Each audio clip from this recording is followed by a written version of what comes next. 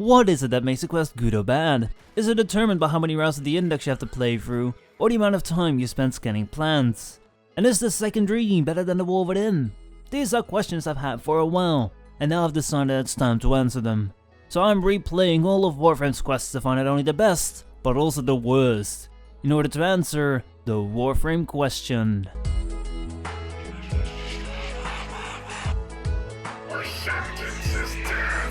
For's prize has left me more confused than anything really.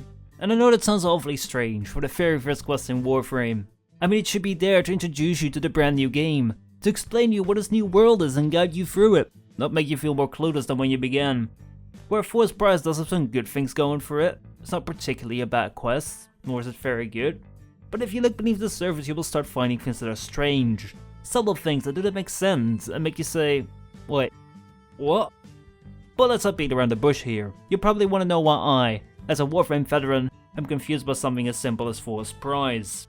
Well then, let's find out. The quest starts with some space shuttle landing on some planet.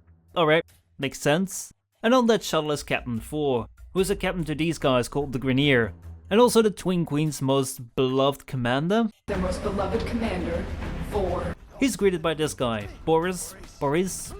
I don't know. Just forget about this guy. He's going to be killed anyway. Do pay attention though to the language they're speaking, the Grineer language. It will be important later. So Captain Commander For is come here to take over what looks like an occupied forest, but in the middle of it is some golden vault with a portal to what can only be presumed is the treasure. Then comes the moment where you choose your Excalibur. It turns out you're the treasure For's been looking for, and instead of killing you, you're tagged, and then he disappears. Meanwhile, the Lotus, who has been narrating some pretty nice exposition to you, searches your power systems, which allows you to stand up and fight again. Then it's your turn to fight your way out, learning all the controls and picking up your weapons along the way. Now remember how I said that the Grineer language would be important? Well, the interesting thing about it is that there's an entire writing system made up for it, and the language sounds pretty solid. Which means that you'd expect it to be used a lot, right? Right? Well, they don't. You seriously never hear it again. It's only used in the first scene, and even when there's a direct address to the Grineer troops, it's all in English. Anyway, the extraction arrives for you but is shut down by Captain For if we have to run again. Then it's time to choose your primary weapon, either the Mark 1 Paris or the Mark 1 Breton. Mark 1 Breton? Hell with that thing, the hell with it. Hate that thing. Of course we're taking that. Now I don't know if you've noticed, but the scenery in this quest is literally stunning. For such a large tile set, rendered to the first quest that many people just rush through, it looks so incredibly detailed and realistic, that it just makes you want to stop and look at it.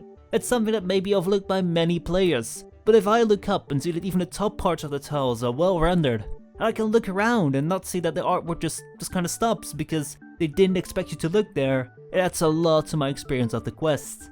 It shows how much care has been put into this, and how dedicated the team worked on bringing you the best experience possible, unlike the tutorial signs that seem to have come out straight out of Microsoft Paint. Finally, you get to the place where your old ship is docked, and you meet Ordis, the AI also known as your ship Savalon. We are either love or hate. Trust me, there's no middle ground. Then you fly away from the planet, back into safety. Now up until now, things have generally made a lot of sense. The Grineer are the bad guys, you're a powerful tenno and you need to get them off your back. And throughout the entire mission you've been guided by the Lotus, your space mom, who has made sure to deliver all the exposition you needed. So aside from a few nitpicks, there's literally nothing that would make you say this quest is in any way confusing. Well, prepare yourselves. I don't know whether this was due to many changes to the quest or the game, or if it's just a case of plain oversight, but the rest of the quest turns into a fucking mess. Random topics are introduced that we're supposed to care about, but they're never explored. Extra tasks are being given that do not tie into anything we've seen before, and the entire sense of urgency is completely lost. It's like the storyboard has been written up by multiple people that kinda knew where the quest was going, but never looked at each other's work and thought it was funny to add little references to what could be subplots. Sadly, these subplots are never looked into any more than 1 or 2 lines of dialogue. To explain what I'm on about, well, you know what, I'll just show you. When you extract, you find that your ship, or actually your orbiter, has been looted by the Grineer, so the rest of the quest consists out of getting the parts you need to install various important functions. Each part has its own mission, which allows you to get to know the various game modes. Now whilst you're on the hunt for parts, 4 is still on the hunt for you, as the device you install can track you down and infect you in missions. The first mission is fine, a pretty straightforward grab and round type of spy mission, but then you get into the next mission and you'll see what I'm on about. We're sent out to rescue Darvo, a Grineer captive who can help us out with freedom. So you start your mission and then you hear the Lotus say this. How many Grineer slaves died to build this place? What? What the? Why? Why was this necessary? Where did these Grineer slaves come from? Why bring it up? It makes no sense. There's never been any word about Grineer slaves, and there's never any word about them ever again. You don't see any corpses or other evidences of slaves. It's just a completely random sentence. Why shove this in? What added value does this have if you're going to talk about Darver right after? And this is just the start. Go into the next mission and the Lotus sends you to a colony that should have a part for you. Now you may be wondering, what kind of colony is this? Who lives there? Well, you never find out. Because it's been taken over by the Grineer and there are absolutely no traces of it being any different from a regular Grineer base. If you listen to the Lotus, it seems as though they've been taken over recently, but there are no signs at all that there was any fight or takeover. They could have at least done something to put dead bodies here, or a colonist flag, if they have a flag, just anything? But it gets even worse, and this is due to the most terrible decision ever made, which continues to fuck up all the quests to this day, the Exterminate mission. So if your immersion wasn't broken already and you can still accept that this was a colony, you're now being asked to kill all the Grineer in revenge for them killing colonists. You hear that? All the Grineer, for people we know nothing about. But whatever, you kill a number of them and then you're done. You got your revenge and kill all of them. Oh wait, no. I mean, it's not game breaking if you don't pay attention to the lines that are being said, or even remotely care about a quest line. But to me, a quest opens up a perfect opportunity to give players a unique experience that they cannot get in regular gameplay. This includes a special reason as to why you're doing a mission, a different objective, a slightly altered tile set, or details that make it feel special. This quest doesn't do any of that at this point. How hard can it be to put in a few bodies? You don't have to make a new tile set, but just put in signs of a struggle or marks left behind by colonists, and it would make all the difference. And giving us a task that you don't complete and then just extract? Seriously? In the first fucking quest? But it gets worse. You extract from this mission, and then there are more. If you're wondering why I speak like that, well, that's the way they speak between missions, with overly long pauses. Here, watch. The ship's foundry immediately. A nearby It's just, ore it's extraction weird. colony will- Well, do I need to start a mission, or not?